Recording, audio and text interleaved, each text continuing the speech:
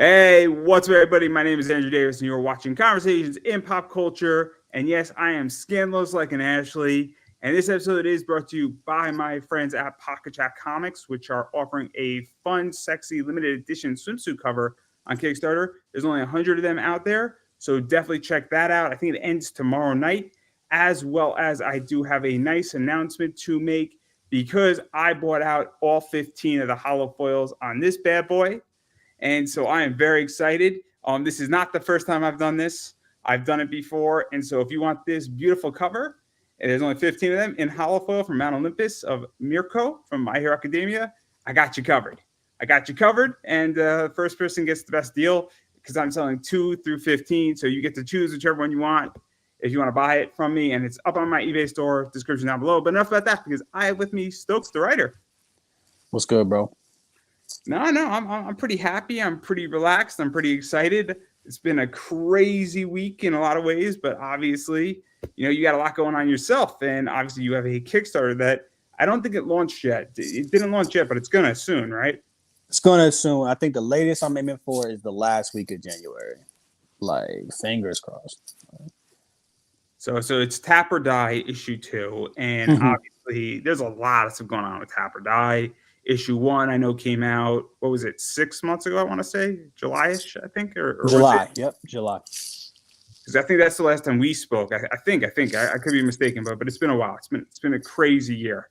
Like, yesterday feels like it was like 10 years ago. I don't know how you feel. But anyway, I digress. But what is the basic premise of this comic for those who are hearing about it for the first time? Because people come into comics at all different stages, and people might know who you are, and people might not know who you are.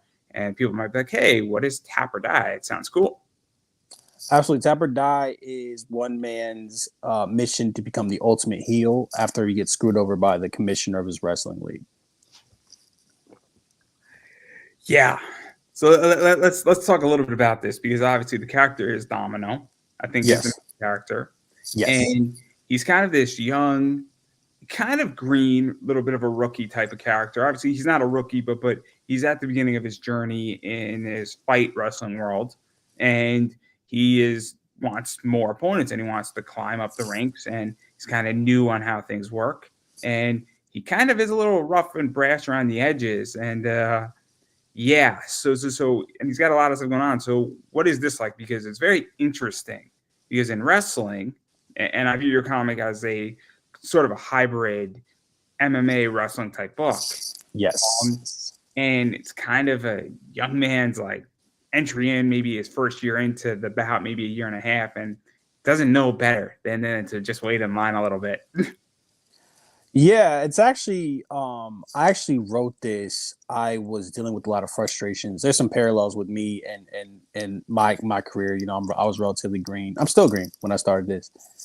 And it was frustration dealing with a lot of not veteran, but older comic creators and bumping heads with them. And this is what came of that, like of that experience. So it's pretty personal, actually. So the reason why I bring this up is that it's a very interesting, and I think that people understand that anytime you enter a new sector or a new job or anything like that, you're gonna not know things, and you're gonna run into things, and obviously, hopefully, you're not gonna go punch your boss out at your job when you're brand new. But in this case, I mean, Domino sort of does that a little bit, and kind of sets something up. But like, what is that like? Because that's kind of the whole first issue is a little bit of that. A little bit getting to know him and dealing with him being this all joyful, and then obviously he kind of gets his ass handed to him, and it's kind of which is also I don't want to say that's a paradox because I don't think you need to anytime you enter an industry to get your ass handed to you. I don't think that's a necessity. People try though. People will absolutely try to get it. I guess it's the feeling, right? And you're right. You don't want to punch anybody, but it is the feeling of not getting recognition, not getting a chance, feeling like you're being gatekept, feeling like, you have more to offer. So that, and I think a lot of people can relate to that, in any field, I think really that's what it's about, is feeling like you have more to offer, or loving something and it not loving back, like loving a craft and not getting the return that you feel you deserve, and that resulting angst and anger, Yeah. Let's also talk about this too, because the other side of this is that he's doing good, and I think he had like 15 fights, and I'm kind of rooting for Ooh, 51. I mean, am I right on this? you're Is right. that You're right. See, I read books when people send them to me. I actually, seriously, off the side, I don't know how many interviews you've done. Have you ever been on an interview and nobody knows who the hell you are? And you're like, I sent you a press kit and you couldn't even come up with 10 questions that were relevant. And somebody's like, what's your book again? Like, and I don't even mean for like a first question saying, hey, like, let's catch you up on everybody the premise. But like, because I've been on interviews like that and somebody's like, who are you? And then like, have to get it to the point. Like I've had to carry interviews and it sucks. I had like there's a couple of the worst interviews. One, the worst interview was it was three other people, and I had to like ask the questions basically. Like I had to drive it. I had to host the interview. It was like super. It was terrible. And one guy, I'd had him twice. You can, or it's been a couple of times where you can tell that they are reading down the campaign. It's like, oh, Tapper died 1 and 2. Oh, this is a wrestling comic and it's brutal. Okay, your name is Anthony Stokes. They're just reading down the Kickstarter. We got some rewards. Oh, $5 for a PDF, $10 for a physical issue. Like you can definitely tell. And I really do appreciate people that like put the work in. I really try because I try to make a great interview. You know what I'm saying? Like I try to like give some insight into me, into the project, and it is nice when somebody takes the time to really digest what you're putting out there. So I appreciate that. Because he has 15 fights and he's doing good, and it's this idea that he's beating everybody in it, and he's obviously climbing the ranks up, but he's also kind of flirting with a girl, and he kind of gets her they take their relationship slightly to the next level, but not fully. It's still a little complicated, but they're having fun. We'll keep it PG. Everybody can interpret fun to be whatever they want it to be. But that's going on, and then she's sort of supporting him, and then he kind of forces something to happen. I mean, this is where this. Hold on a second. Well, independent of the fun, right? Like, oh, not with her. I mean, with his yeah. Facts. Yeah, facts. Facts. Just had to be clear about that. Yeah. We really needed to be clear about that. Yeah, no, facts. That could have ended really badly. You and me both would have ended our careers in like. Well, yeah, you in my career, that's crazy. Nah, hell no. That's all. Yes, but he forced my career ended years ago, but that's not the point here. Yeah. But because this is where it's so interesting is that this whole issue sets up what I think is the next 3 issues or 4 issues or the next 12 issues. And I don't know how long you're planning to go with Tap or Die, but we get this whole glory drive with this book. And this guy's at like the start of what's going to be a fun baby face. Cool. He's got the girl. He's going to have the ultimate valet, and everything's going to go. And if he just waits his time, right? But he doesn't want to wait. And then he gets completely beaten down and he's in a hospital bed. And now he's bitter. And this is where this gets really interesting. Is that first issue, to me, no offense, sets up everything else. And now I'm curious about issue 2. And that, because I'm curious, because to me, your book is premise-based. Because story-wise, at least for me, is that you have a ridiculous concept like Jurassic Park, or you have characters, or you have a situation.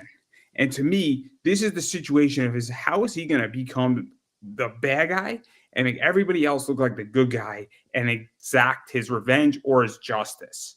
And that's what's fascinating about where we're going, where issue 1 ends. Yeah, absolutely so. And now that hearing you explain it, right, having you be like, oh, he gets the girl, blah, blah, blah. Like, it's kind of almost like a Cinderella story, right? Set up. And then it immediately goes left. I'm just right. Because this could have been like a one shot, like if it went a certain way. Like if he wins, this is a one shot, right? But the way it ends up, he gets beat up. Yeah, it ends up being set up, and I think it's a great. I mean, I'm biased. I think it's a great story, and I think it's a good cliffhanger. And I think the character of Damo is somebody. I'm really excited for these characters and to get into it in the lore. And I think a 12 issue series is in the cards for sure. I mean, have you played Day of Reckoning and Day of Reckoning 2? That sounds very familiar. So it was a game on the GameCube, the Wii, and you design your own character, and then like you get screwed out of like the World Heavyweight Championship, and then you gotta go and you gotta like go through like 50 weeks of Raw. You go through like 10 weeks of Raw, you get screwed over, you get put on ice, you get accused of stealing the championship belt, and then you get fired from Raw, and then you spend time on SmackDown. Your girlfriend leaves you, and then you wind up beating Triple H at WrestleMania 20. It's great. The whole game story is brilliant, and it's all about getting revenge and Yeah. and this is what this reminds me of, but on a way more brutal level. Yeah. Yeah. The brutality, I mean to cut you off. The brutality was something that I wanted. I wanted to be very gritty. I wanted to be very raw. It's kind of like representing the best parts of wrestling in my eyes. Like, what would be the perfect wrestling league and what would be the perfect wrestling scenario? And that's what this is for me. Because the reason why I bring all this up is that we have this, as you were stating, a beautiful thing, and now he is completely screwed, and we get that revenge tale. And I'll be very honest, I think we're getting to a point where it's just like, cool, I'm so sick of good guys. I don't know how you Yeah. feel about this, where it's I don't want a bad guy. I want like a Randy Orton who like gives an RKO to Nick Atalis on SmackDown, where he is not a hero but not a bad guy, but he's obviously out for himself, and he's kind of like an anti-heel is how I view it. And we get this badass character, and it's nice to see a character like that win, a character like that have the light on, because we see so many stories where it's just like, oh man, we're rooting for this character, but we shouldn't be rooting for Domino. We should not be, because Domino is probably not going to be a good person in issue 2 and 3 and 4 and 5 and 6 and going on all the way to 12. And that's what's so interesting to me, at the very least. And that's what makes me curious where this story's going. I think you hit on it. Like, I think he's a great character. He's going to get more gray as we go along. There's going to be a lot of twists. I don't think people are ready for the twist and kind of like the depths that this has. Like, I think people look at wrestling as a low art form, and it is a low art form in terms of like, it's not, like it's not high art, right? But I think there's a lot of interesting stories that can be told, and I kind of want to bring great storytelling, and provide people with great storytelling for a sport they love. Yeah, see, I don't know though. I'm a big fan that I think wrestling is an amazing art, and I think it's an amazing story, and I'll explain why I think this. So I think the best and the last great story in wrestling was Dominic and Rey Mysterio at WrestleMania. And I think it was this past year, maybe not this past year, but when obviously Dominic, I mean, we're talking like legitly almost 17 years in the making. From when Eddie and his son's contract was put on in a ladder match with Rey versus Eddie, all the way up to WrestleMania, where Dominic comes out from the penitentiary wearing Rey's mask and chains, and then Rey beats Dominic. Like that's a 17-year story that's been in the building and the making forever. And so I think that people forget that the actual art of wrestling is not wrestling. It's all the promos. It's all of the stuff that happens behind the scenes. And I think when you get a match where you've had 6 months of a buildup, or another good example is the John Cena Edge story that took place almost for 2.5 years. And John Cena throws Edge into the Long Island Sound. That to me is great storytelling, to do something like that, because now I'm invested, right?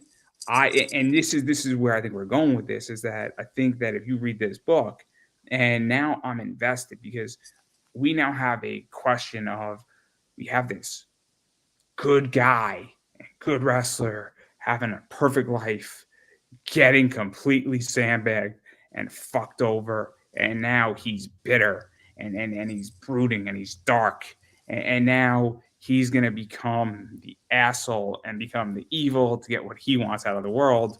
And that's such an interesting premise, and it's such an interesting story vehicle, because that premise is the driver for me. And that's where I'm just so fascinated, because I'm pretty sure this girl's going to leave him. Oh, it's going to be great. We'll see. We'll see. It's yeah, and when I say it's low art, right, I don't mean in terms of quality. I just mean in terms of, like, I guess you could look at it as accessibility, right? Like, comics are low art. You know what I'm saying? Like, when a comic started off, it was like what 25 cents an issue, right? Like it's not like the ballet, or it's not like, Fair you enough. know, like Maybe yeah, I interpreted it differently. Where there's carnies, right? So a carny is not viewed the same way as a Broadway show. exactly, right. So that's what I mean. But I think that low art forms can provide amazing entertainment. You know what I'm saying? Like I think they can be vehicles for great storytelling, just like high art. You know, and that's something that like. That was something I was aware of. You know. And then obviously I want to back out of the story because obviously we're going to find out what the hell happens in issue 2 and then issue 3 and then so on and so forth, and we're going to see exactly how this all works out and how this all plays out. But I do want to dive actually into more Kickstarter stuff because it's interesting because I don't view your book. Your book obviously has some sexual, not that I can't speak to that. I'm sorry. It has some not safe for work stuff in there, but I don't view it as a not safe for work book the same way that Cheeky is or Steamy is, where I view that there's stuff in there where, okay, two characters are having sex, but I don't view it as full on nudity, right? I view it as an adult book. I don't view it as a X-rated book. Might be a good way to put it. But you do have some of those covers, and so I think it's really interesting because it creates an interesting position for me because I'm like, having a nude cover in there is kind of cool, but like it's interesting, and I'm curious the whole mentality behind that. As far as like it's adult, right? Yeah, so it's adult. We're communicating that it's an adult book. Like the way I see it, like a lot of prestige stuff has sex in it. Like every Game of Thrones show has sex. Like a lot of it has graphic sex. So for me, it's just kind of communicating that yeah, this is mature. So to go into that, so obviously in your first campaign, you had 4 covers that were obviously cover A, cover B, cover C, and I think cover D was the one that had the not safe for work variant to it. And what I find is interesting is that again, I don't view your book. I view your book as adult. I view it as because I don't view this sex as like we're making a porno. You know what I mean? Like I view this okay. 2 wrestlers are in a relationship. That happens all the time at WWE. It happens all the time on the indies, and I'm sure those people are having sex, and it's just a normal human function. To if you're in a relationship, hopefully you're doing all right. If you're not, then you should reevaluate your relationship. Don't ask me, ask Dr. Drew. He'll tell you the same thing. But what is that like? Because at the same time, that cover E or that not safe for work variant, you do have to balance and figure out how to sell and get funded on Kickstarter.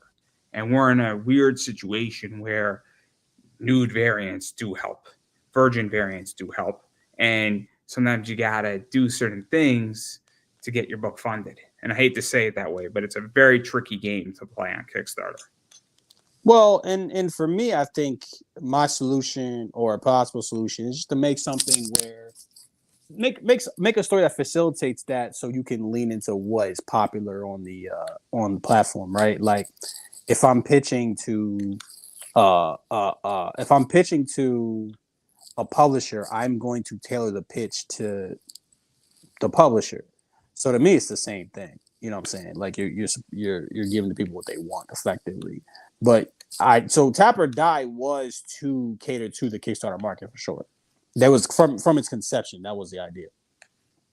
So let's actually talk about this. So obviously, I cater my podcast to obviously looking at micro content, and I interview people, and I say, "Cool, what is going to be a good interview, and what is going to be an interview that I think I can derive, 3-minute clips from, 30-second clips of, a minute and a half from." And I actually have refused people because I'm like, this person is impossible to speak to. They have no energy. They don't have any insight. They have nothing that I feel that I could get 7 pieces of content out of 45 minutes to an hour. And it sounds mean, right?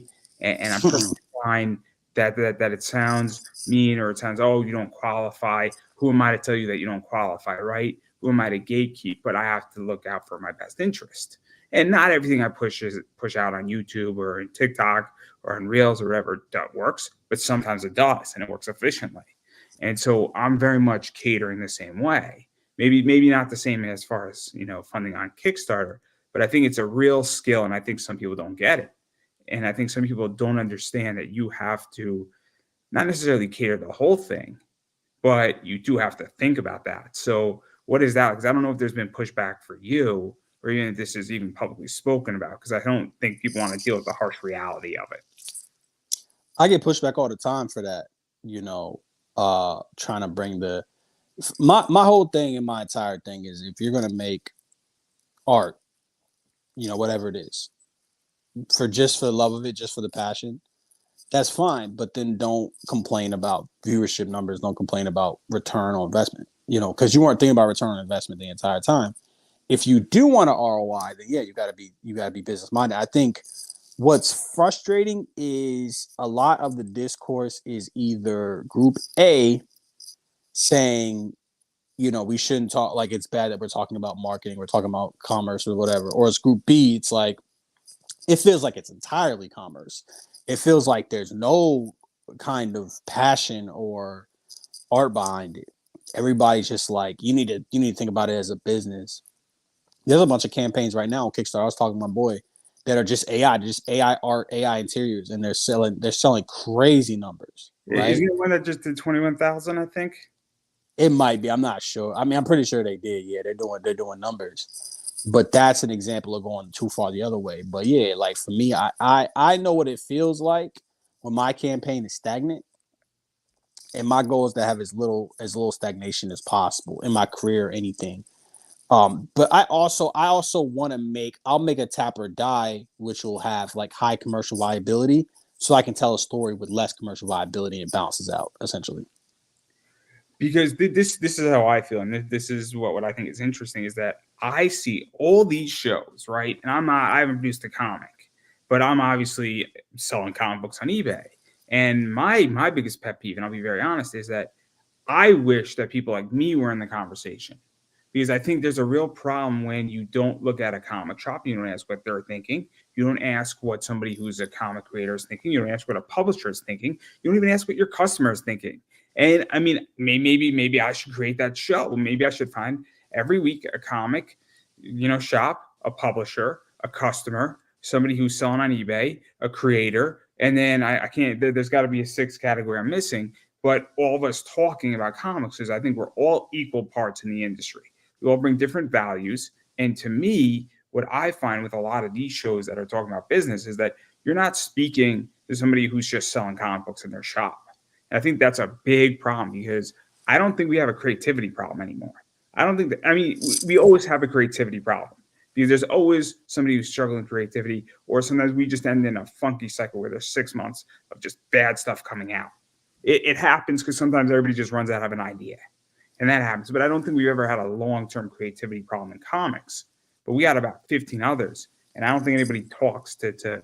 I find that everybody in this sector is just talking to, oh, you don't have a Kickstarter? I don't want to speak to you. Yet there's a much larger world out there in comics, and I think it's my biggest pet peeve. And I find it to be ignorant, to be honest. I think you should take into account everybody, right? Everybody's opinion, because the collector's market is a big part of the Kickstarter, right? It's part of the ecosystem. We need everybody. We need everybody to you just buy PDFs. We need you. You know what I'm saying? You buy the collectibles. We need. So I agree with you. The flip side is, a lot of the times I have conversations with people, and I don't want to gatekeep, right? Like, I don't want to say you can't do this, you can't do that. I'm speaking generally here, because you're very informed. Like, you never said something about comics where I'm like, what the fuck, what is this guy talking about? But I'm speaking in general. Like, but there are people that have conversations that are like, what the fuck are you talking about? You know what I'm saying? And a lot of it is, if you make Kickstarters, you do a lot of Kickstarters, you've done more than one, two. You have a perspective that I have to respect, even if I disagree. But it's sometimes people will say things, and it's not that, oh, you're saying this because you've never done Kickstarter. It's like, oh no, that's exactly it, right? Like, it's like, oh, the information that you are given is from a lack of perspective. Like I was talking to somebody and they were brought up a publisher and they were like, "Oh, this publisher's doing fine." And then like everybody I know will tell you, all the people that make comics will tell you like, "Oh, this publisher is kind of like screwed. Like this isn't they're not doing fine." A lot of publishers aren't doing fine, but you the consumer don't know that. You don't consider that. I was talking to. I got John Rauch. He's on a project of mine. The guy who did Invincible. I think he did part of Invincible, the coloring. And this one guy's like, "Oh yeah, I got John Rauch. I got the guy from Invincible. I posted Invincible page, right? That like it's like the characters in like a largely white space, so it's not a very colorful page, right?" And this guy quotes and like brags about coloring, posts a page with terrible coloring, and I'm going back and forth with this guy. A person who colored Batman before is like, "Hey, these pages are good," and then he posts a bunch of really colorful pages that aren't professional colored. Like it's not professional grade coloring, right? And I'm like talking to him like, "You don't make comics," and he's like, "So I'm a consumer. My opinion matters." I'm like, "Go, your opinion matters to the people that you buy their comics, but it don't matter to me. But also your lack of experience and perspective are showing as well." So that's just a little side thing because that's not an argument against what you're saying because I do think we need that does need to be considered. What I hear is, and this is where I come in, is I talk about sales and I talk about selling a book, and I say, cool, you did 20,000 on Kickstarter. That's a very different ecosphere than selling on eBay or selling at a con or selling in a comic store. And so when I say, cool, I just did $80,000 selling comics on eBay. And now when I go and say, look, there's a much larger world out there, and why aren't you on eBay? And so he says, oh, you haven't done a Kickstarter. And I'm like, but we're not talking anymore about Kickstarter. We're talking about selling your book on outside. And then I'm like, great, we should talk about this. And this is part of the business of comics. And that's my biggest pet peeve is that let's table Kickstarter. Kickstarter is just round one. It's phase one. What's phase two? What's phase three? What's phase four? Because I don't want to talk about your book creation. That I don't care about. I care about how do I sell you an extra $5,000 that's going to take you 10 hours to do. That's what I care about.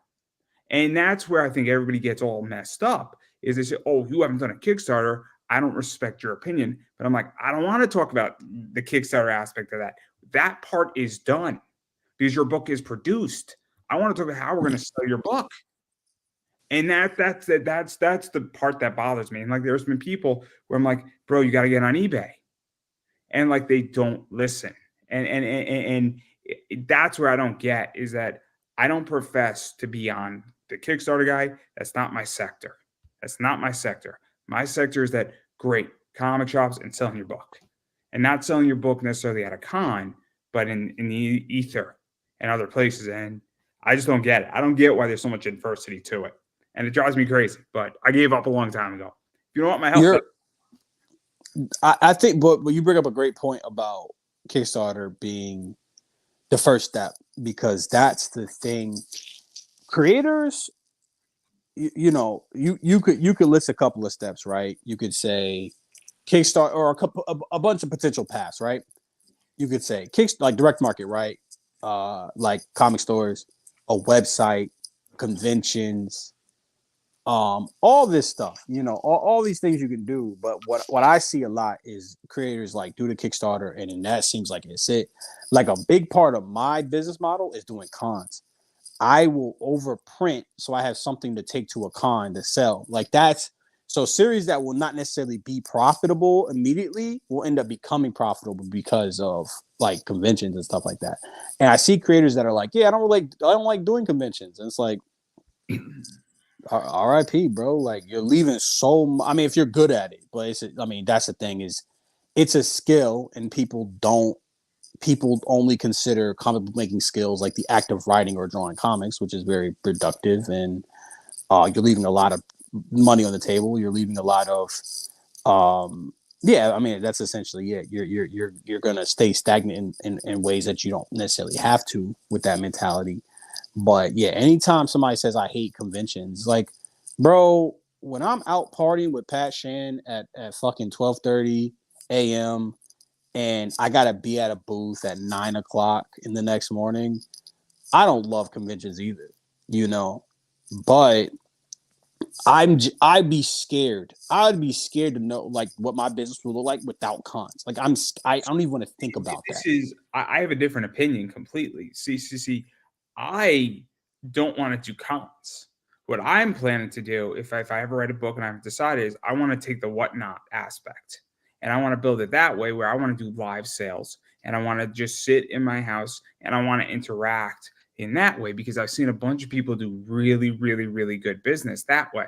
And I think because to me, I want to be reaching people all over the world. And I feel that a con, I'm not saying it's the end, but I don't want to limit myself. It's the reason why I run my eBay business. It's I ship all over the world. I just shipped something to Australia 2 weeks ago. And to me, it's a lot of fun because here I am and I'm able to basically have the world as my customer. Now, I'm not saying I wouldn't want to do a con when I create a book, but you know, I also want to stay local, meaning that my I guess Granditas is probably going to be 100 miles, maybe 150 miles one way, 150 miles the other. I'm in Connecticut though, so there's a big circle. But I'm not going to be going out to the middle of Chicago because it doesn't make economic sense for me. Luckily New York Comic Con, there's a bunch of other small cons, and within a 150-mile, 300-mile radius, there's a lot of cons because I'm centrally located. But that's my whole thing is that on Whatnot or eBay Live or Facebook Live, I feel like I can build an audience. And I think that's the other thing that people don't realize either is let's say that you don't want to physically be somewhere, you could be selling massively online. And I think a lot of people have forgotten. And like I watch all these shows talking about the business of comics, and all they talk about is everything but business. And it kills me. Just kills me. You're right, and I think you could pick, but I think like what you're talking about is eBay, and I think specific books get sold on eBay, like for collectors, right? From my perspective, I could be wrong about that, but I would imagine that's the case. It, But it, I'm talking. it depends. So there are exclusive comic shops that sell books for like $5, and they'll sell Batman issue 41 for $5. But that person has a diamond pull list, and instead of having a brick and mortar store, they've turned their eBay store into that. So they're buying the book for $2, and then they're selling it for like $6 or $5 for cover price on New Wednesday, right? So that happens, and those people they're doing huge business because it works. But they also have a pull list and they probably have a pull list for their customers. So it works efficiently. But I do agree that it's collectors market, it's also variant market, and that's my business. So I do agree. But also there's just like you could buy like $3 baseball cards also on eBay. That is just somebody trying to get all of the New York Mets players from Tops 2024. So you could have that business too. And I know people and I have friends that all they do is they legitimately sell tens of thousands of cards for $3 or $4 a pop every single month. So you could have that too. So but I agree. But sorry for cutting you off. Oh no, it's fine. No, you're right. But I think I think you should look at multiple avenues in it, and it to me when you're saying you won't do something, it kind of just limits what your sales could be, right? And I think a lot of people aren't making the amount of money they would like, and I feel like that's just a potential. That's a lot of people leave money on the table, which is their decision, but I think that's something to keep in mind for people. No. I think a lot. I do think people do leave money on the table. I think people also have to figure out where their skills lie. So for me, I just don't want to physically travel. So I like things like live sales and whatnot, and eBay Live and Facebook Live. And so I view them as a comparable and also my business model right now because also I'm not a creator, so maybe if I created my own book it'd be different too. So obviously I'm coming at this from a very different perspective than everybody else's because I will buy a book for $20 and then I'm selling it for 50. So I am buying product and then I might buy wholesale product. So I also look at this very differently than other people because I don't own and I didn't create the book. I'm just selling it and that's what I'm doing. So very different position completely. Than you as the creator. And I understand that if you're a creator at a con, it's also a different environment. Yeah. Completely. So it's not a perfect comparison, but I also think though that there's plenty of creators going whatnot, and they're like, I'll do 10 cons a year, but the other 40 weeks in the year, I'm pulling in maybe 3 whatnots. I'm pulling in $3,000 every week. Plus, then I'm doing some Kickstarters, plus I'm wholesaling. And all of a sudden, they have a pretty solid business versus having to do another 10 cons to make up that difference. So I think when we talk about leaving money on the table, there is no right answer. But I do think, like, when people say I'm not on Whatnot or I'm not on eBay, like, it just blows my fucking mind. Nah, facts. Especially if they're trying to court the collector's market. I agree with you. Because I don't know if you have limited books. Did you have a limit on your book, or is it all print to order? It's certain things I'll do limited. Certain things like, but generally speaking, I print the order specific. Like, I see what you mean. Print the order, yeah. Like that not safe for work where she's got to go up, pinned down, and their presses are touching. To put it nicely, the not safe for work version, is that limited to 100? Because that's what I mean by limited edition, or is it limited to 150? Things like that. Like Tom It's limited. That one's limited, yeah.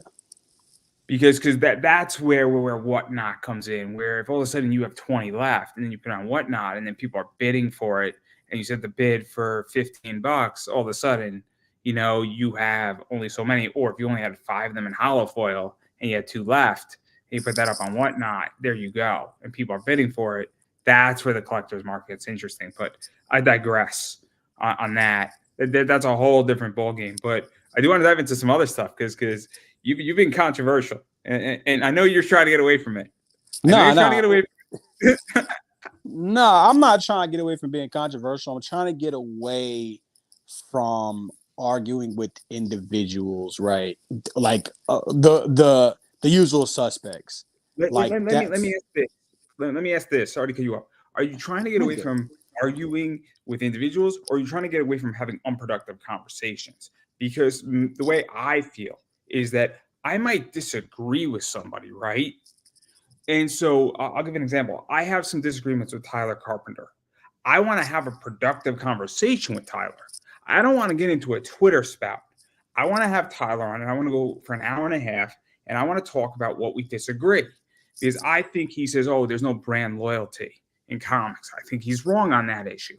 And I would love to have a real discussion about that and have a productive discussion.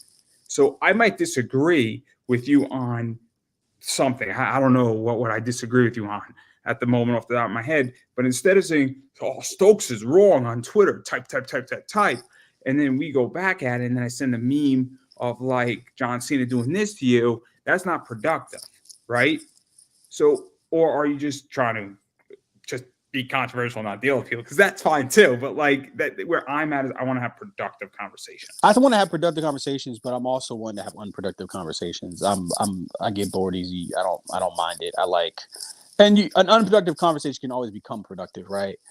What I'm specifically avoiding is arguing with like the same 3 or 5. It's a usual suspects, like I said, of people, that I end up arguing with, and like it's like the problem is it gets to escalating and there's lines that aren't drawn and stuff like that. But I'll be controversial. I don't really care about that. Like what were you thinking of? What did I say? Oh no, I can't think of anything off the top of my head. I can't think of anything off the top of my head at the moment.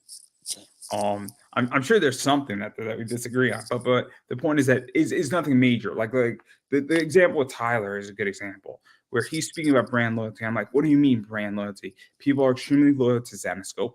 People are extremely loyal to some degree to Boom. People are loyal to the Teenage Mutant Ninja Turtles. People are loyal to a lot of companies. Like, what do you mean there's no brand loyalty? And I listed like 15 brands off the top of my head. And I'm like, what are you freaking kidding me on this? I just listed, legitimately, if there was a list of the top 50 companies, I put Apple, Amazon, WWE, and Zenescope. And I'm like, what do you mean there's no brand loyalty in pop culture? These are some of the biggest companies. Sure, DC and Marvel have an issue, but guess what? People are still freaking loyal to Batman. They're still loyal. Like, if a grandmother is buying like her grandson a comic book, it's probably going to be Marvel or DC. Like I think real quick, what Tyler is arguing, and because I've got into it. Speaking of Tyler, I've gotten into it with him too many times. What he means is there's less brand loyalty.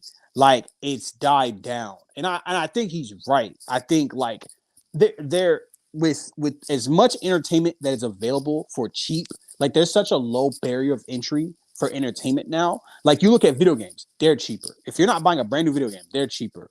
Comics like Shonen Jump app, Viz, $2.99 each, Netflix, $7.99. Like, so it's like, why would I have brand loyalty when I can spend $30 a month and have access to more entertainment than I could consume in like a year? I think that's what he means. Yeah, no. If that's what he means, I agree to some degree, but I don't fully agree either. Yeah. Because I do think that there are brands that have legitimately cultivated almost cult followings.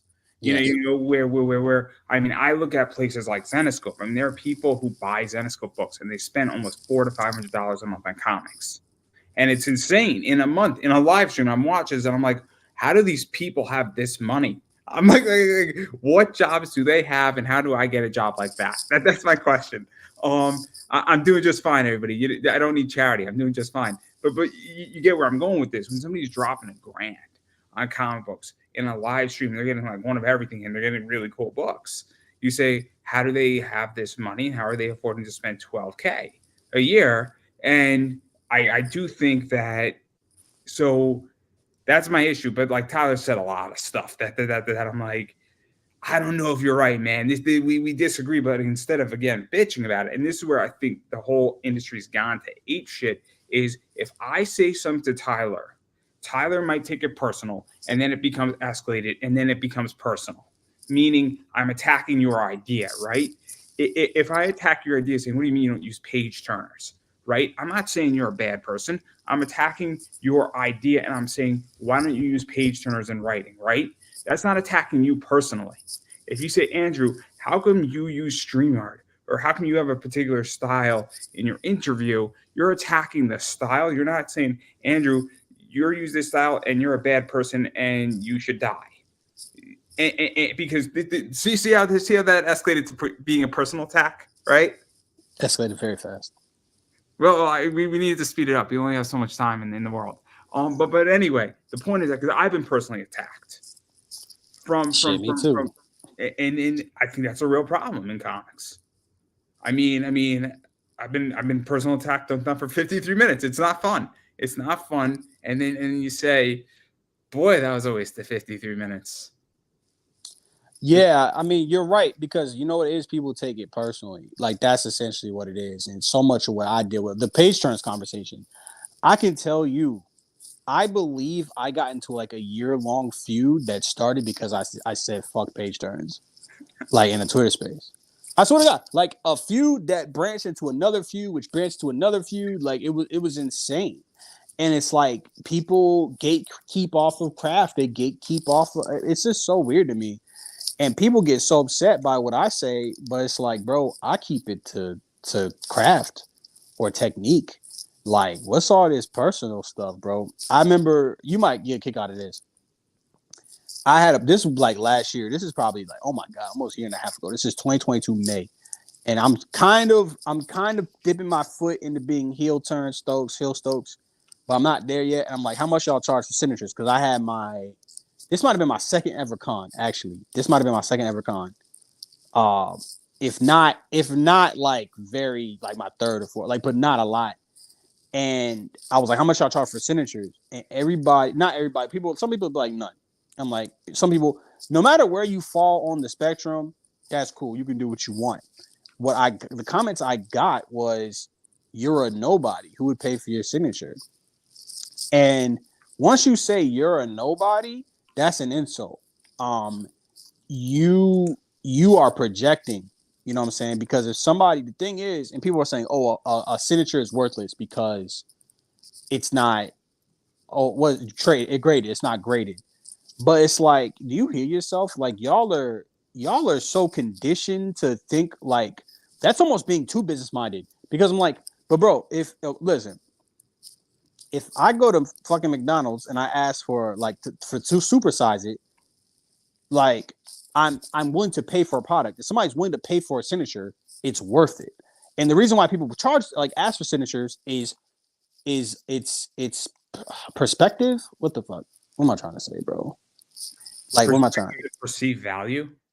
perceive value? It's like I'm trying to say, but it's like it's the idea that this might be worth more. That's why a lot of people like signatures. All signatures also make it more rare, right? And so people were saying you're a nobody, and I'm like, well, you can. This one dude that was like, if you charge me for a signature, I would never. I'm glad because I would never bring you business. And I was like, well, I'll try to like manage without your purchase. You know what I'm saying? Like really condescending, rude stuff. I mean, And a lot of those people look at what happened to me. So I'm doing this podcast, and year one, everybody was getting fucked over COVID. I said, cool. Let's see what was going to happen. I asked a bunch of people, banged it out. Cool. Year two, did 140, 150 interviews. Didn't ask for much. Was happy. Just sucked it up. Then year three, I said, let's try something here. And I said, you know what? It's my time. It's my effort. I have expenses. I'm not making money on this show. I mean, I have sponsorships now, and I have a sponsorship here, and my costs are relatively low. But I said, cool, let's try something. Let's see what happens. And other people did it before, and the amount of backlash I got. And I'm like, and my response back to that was saying, you don't have to pay, but you can't expect me to treat you the same way. And I hear all the time, and I still hear it, I can't get on any shows. I'm having a hard time. And then the second I say, cool, would you be willing to give me $5? It helps cover my costs. Obviously to run my show is $240, and you're just spent $4,000 on your comic. I understand that you're exhausted, but you got to realize that on my end, I'm giving you an hour of my time for an interview. I'm going to be pushing it in every group, and then I'm going to cut up. And what I'm going to do furthermore is, and then I'll say to somebody, I'll say, look, when I cut this up, why don't I just send you all the micro content and you could use it too? And now this is all for $5. And that's a great deal. What did you say? That's an amazing deal. And people give me shit for it. And I'm like, and saying you could have rights to it. I have rights to it. The whole thing, you can do whatever you want. If you want to copy the interview, be my guest. Just don't make an NFT of it. You can use it for yourself, but like you can't sell the interview, right? Which I think is understandable. It's still my interview, but you could put it on your YouTube wall, right? No problem. And people give me shit for it, and they're like, I don't want to pay for it. Meanwhile, all of a sudden, people are using creative services, and they're spending $1,200 for one of these Kickstarter services. And I'm like, you can't pay me $5. We have a real problem. And that's my issue, is that, and people gave me shit for it, and they're like, you're being too pricey. You're being too expensive. And I'm like, this is ridiculous. And then, what is, and so ultimately, I came to the conclusion saying, I will go find sponsors elsewhere, and I will pick and choose who I want on my show. And unfortunately, I gatekeep now. And everybody got what they wanted. And this is how I view it. So I completely understand. We're talking $5. Don't have your Frappuccino if you're struggling to get interviews. Don't have your Frappuccino for the week. And realize that you're getting the better end of the deal. And I'm getting my end of it too. Because if everybody did that, and I did 100 interviews, that'd be $500, and I would never, ever, I would be good for 2 seasons. And so if every year, even if I raised $400, I then cover my StreamYard, and guess what? I get to buy myself a 6-pack. Yeah, and that's the thing. It's interesting, that dichotomy, because I think everybody understands that artists are undervalued. I think everybody's undervalued in the comic book industry, but we all understand, like, if an artist ask for something like that, it's like, okay, cool, you have expenses, you have it's worth the effort. But if it's a writer, if like you're trying to sell a signature, you're trying to sell spots on your podcast, essentially, they get up in arms because their perceived value of you is lower than your value. And you're right. All you have to do is not pay for an interview. All you have to do is or a signature. That's it.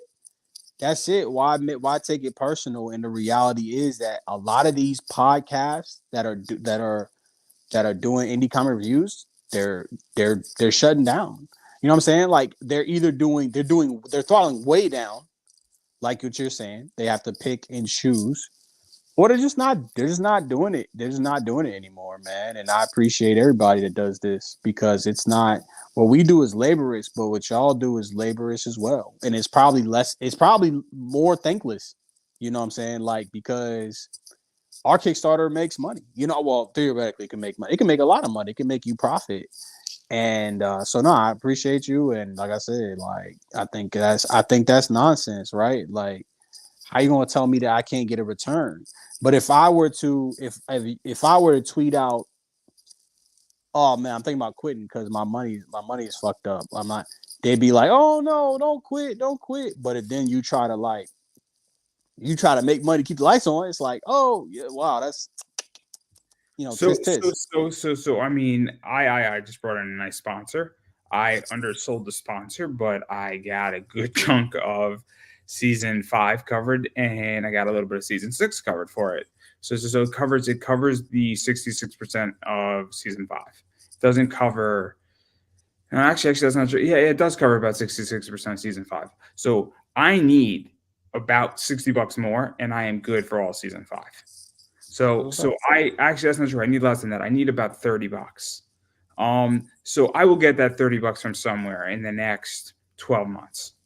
Um, preferably I would like to get it by March. I think I can get it by March. But at the same time, it's like somebody just said, "Oh, somebody could say, hey, would you like to advertise in my comic book?" So I shot the person who was a friend. I said, "Hey, I saw you're interested in advertising. I do live reads on my show. Let me know if you're interested." Person said, "Oh, I'm looking to be on shows." They couldn't even answer the question for me, and that tells me everything. And that's where I think this gets complicated: is that they perceive value in being in print, yet they don't perceive value of a live read. And so at the end of the day, you know what it is? I've come to say, cool, now I accept what I have to accept. And great. And it sucks because guess what? You know, it is I'm not saying you, but like, I don't want to embarrass anybody, but let's just say Joe X. Joe X is a nice guy, right? No, Great he's not guy. doing anything X rated. He's doing Y rated things. What? Y16. We all know Y16, right? the What? TV rating. The TV rating. Okay, yeah, okay. Okay, You I'm back. 16. I'm sorry. I thought you were gonna get the reference. My bad. Maybe I'm 31. So maybe I don't know. Maybe that reference is lost on people. But anyway, the point is that Joe X is a nice guy. He's struggling with this book, but I don't think this book's going to produce any return to me. There's somebody who that seems like a nice guy, but I just looked at his book and I'm like, I don't even think this thing's going to fund. He needs an interview, he needs help, but I can't afford to do the interview, and it fucking sucks. I mean, yeah, it's unfortunate, man. The market is tightening up. Less people are from my perspective, it's less people are buying comics. It's tough, man. You gotta make what you gotta make. You gotta stand out. And that goes for everybody. It goes for everybody involved, man. Except the collectors. Collectors got all the money in the world, man. They're the only ones. But honestly, I mean, I saw a lot of collector books, and honestly, even that market is tightening up. I really think that market is tightening up, and I think people are becoming a lot more selective. I also think that we are heading into, if we're not already into it, a recession.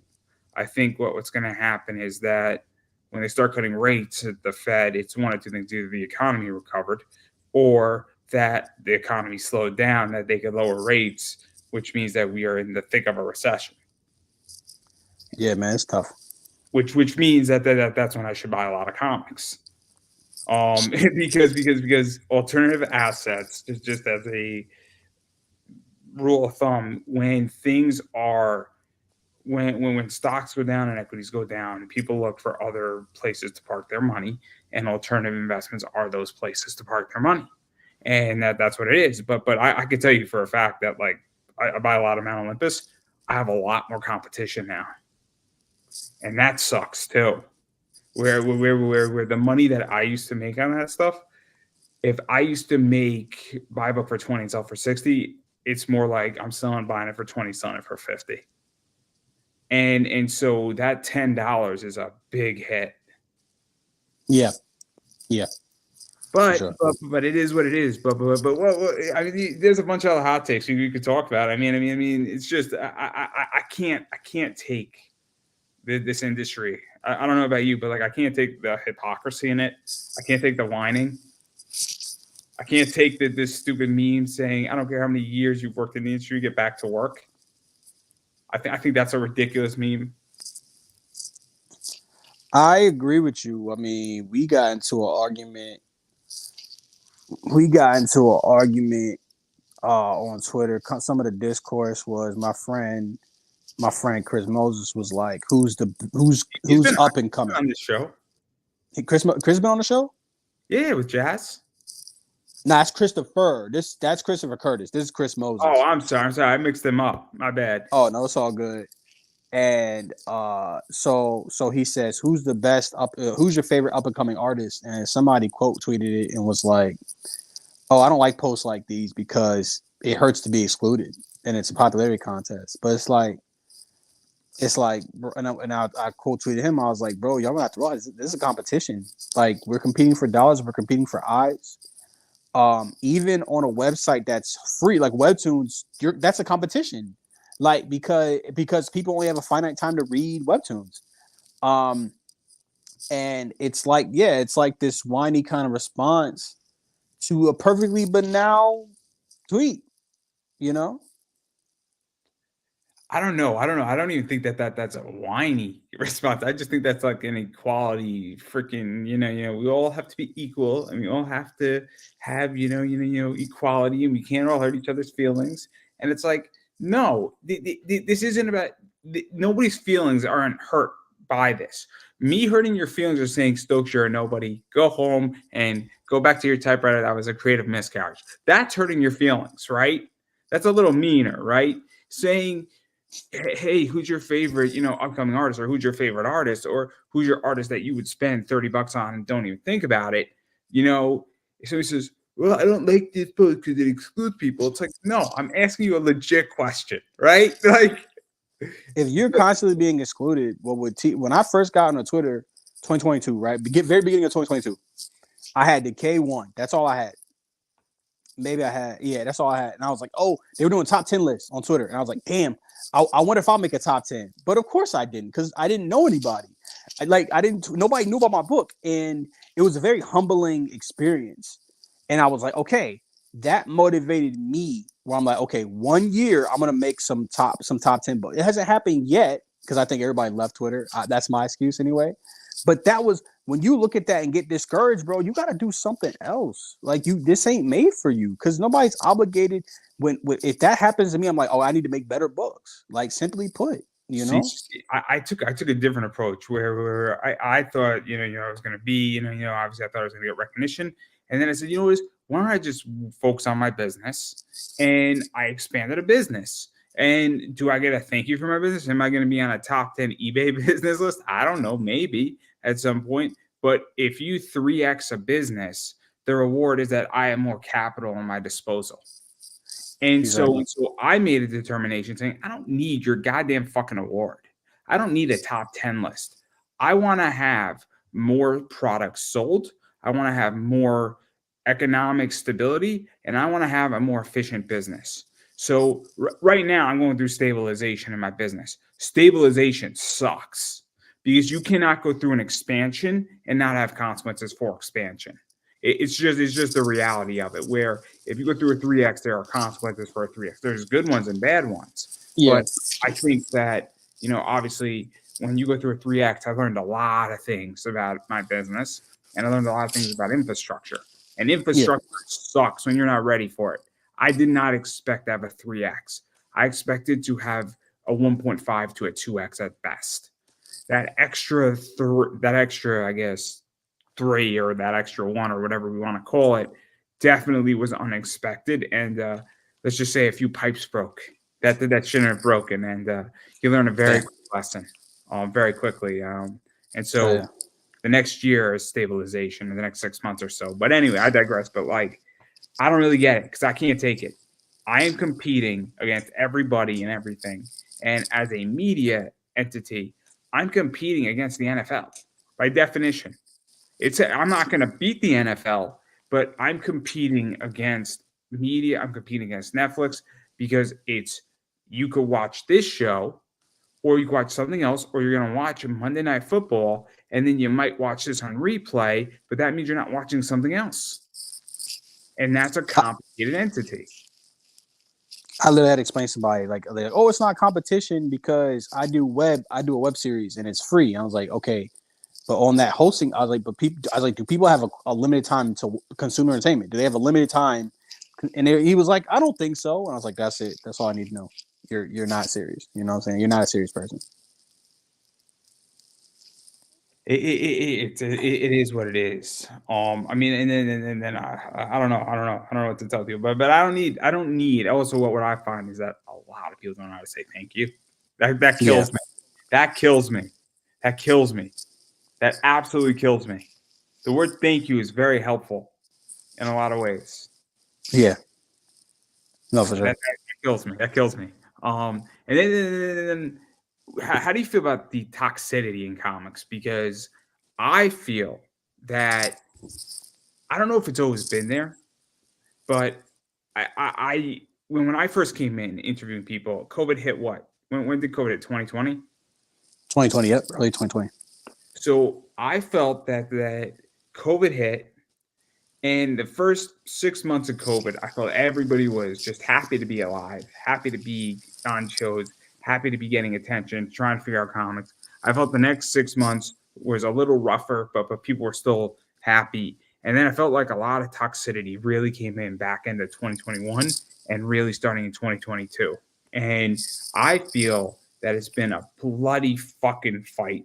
Obviously, I have people who are very nice to me. There's people who are just nice in comics. Do you know Greg Bill Watson? No.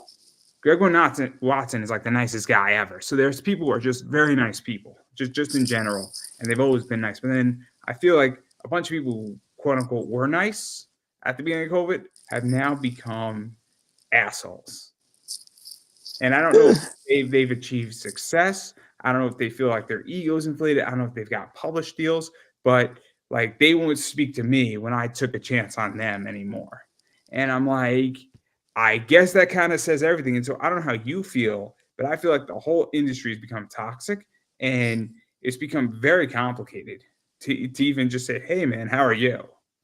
And I don't know if it's political. I don't know what the fuck it is, but I think it's like less money. You know, I think it's simple as that. Like less, everything was more hopeful back then.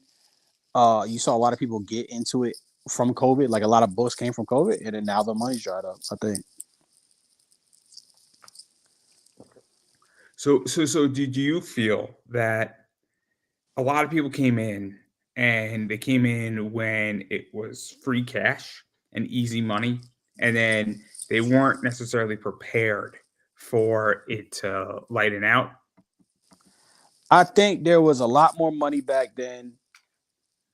I think it was less competition, and I think now there's more competition. I think money's dried up. Like I think it's tough. I just think it's tough to make comics right now, man. I think that's it's simply put.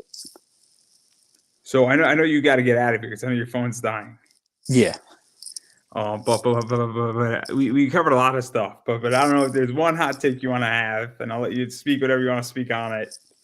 Say whatever you want to say. You could state who you're fighting, who you're not fighting, who you got problems with.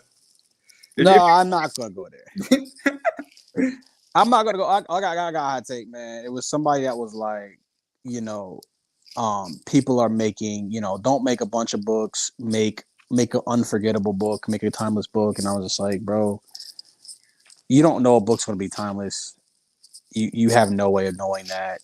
You give yourself more of an advantage. Like I've done 6 books a year for 2 years, and I none of them are timeless, I don't think. But like I can go to a con and sell books, So you take your one timeless book to the con and see how that goes.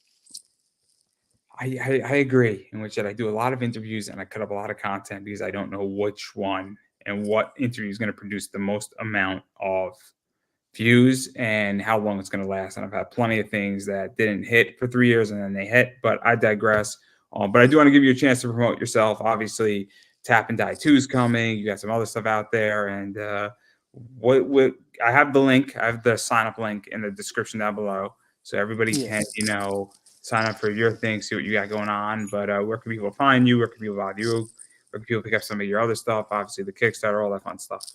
At Stokes the Writer on Twitter, Instagram.com/the K Comic is my Instagram. And then, search Tap or Die number 2 when it drops, or follow the link.